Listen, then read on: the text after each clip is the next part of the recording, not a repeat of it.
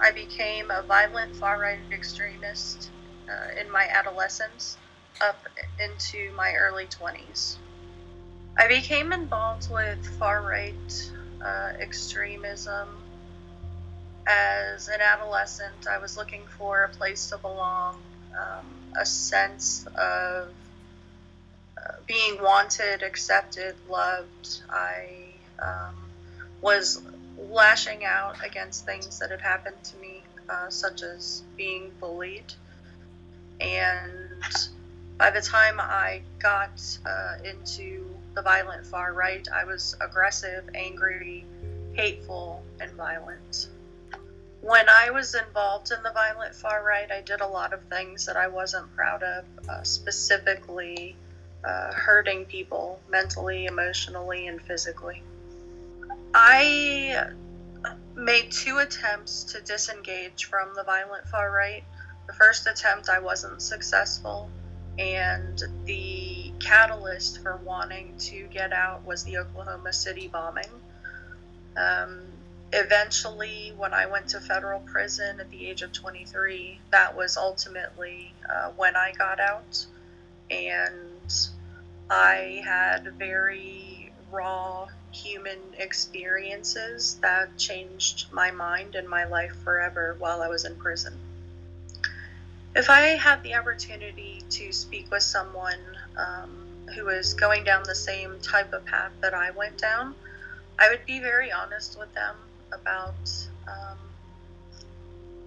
the feelings that I had of not being a person that fit in. I would just allow myself to be vulnerable and let them understand that I know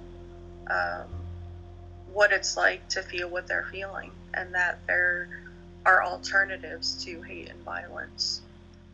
If I had the opportunity to give advice to that person, I think that my best advice would be for them to love themselves, that no matter what they're going through, hurting others and dehumanizing other people will not fix their problems or make them feel any better.